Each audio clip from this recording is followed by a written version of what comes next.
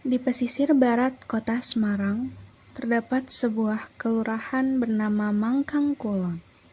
Wilayah ini membentang sekitar 389 hektar dengan pemandangan laut yang menyejukkan mata.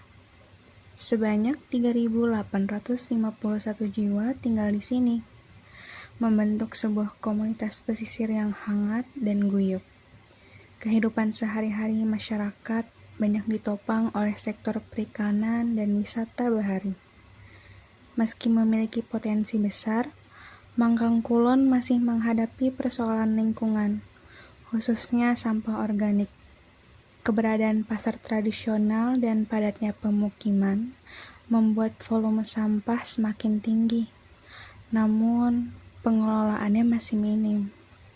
Akibatnya, sampah menumpuk menimbulkan bau tidak sedap dan mencemari lingkungan sekitar.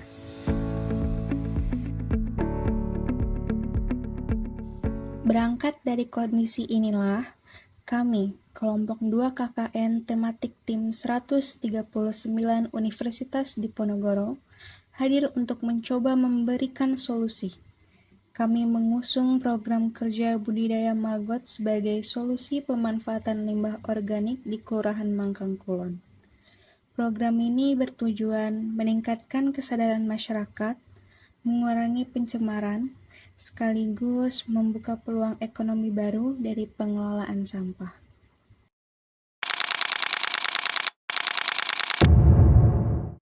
Maggot adalah larva lalat black soldier fly yang mengurai sampah organik dengan cepat. Menurut Rukmini et al. 2020, larva BSF berfungsi untuk mengurai sampah organik sehingga menghasilkan nilai ekonomis.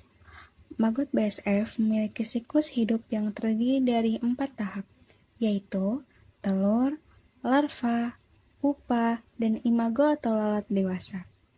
Tahap larva merupakan fase paling penting, karena pada masa ini, maggot mampu mengurai sampah organik dengan cepat dan efisien.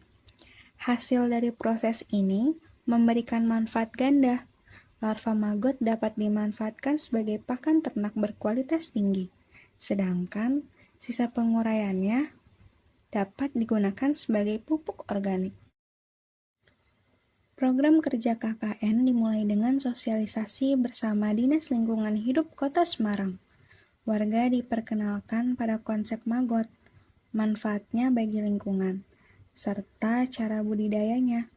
Tidak hanya teori, warga langsung diajak melihat bagaimana praktik budidaya dilakukan, agar lebih mudah dipahami. Setelah sosialisasi, tim dan warga mengumpulkan sampah organik dari pasar dan rumah tangga. Sampah organik lalu dicacah agar lebih mudah diurai oleh maggot. Wadah budidaya berupa kotak plastik besar disiapkan, diberi lubang ventilasi, lalu diisi dengan sekam atau dedak. Sampah organik yang sudah dipilah dimasukkan ke dalam wadah ini sebagai pakan awal larva. Maggot mulai diberi pakan sampah organik secara bertahap setiap hari. Perawatan dilakukan dengan teliti, menjaga kelembapan media, mengontrol kebersihan, serta memastikan jumlah pakan sesuai kebutuhan larva. Dalam waktu sekitar 2-3 minggu, larva tumbuh dengan cepat, mengurai sampah hingga habis.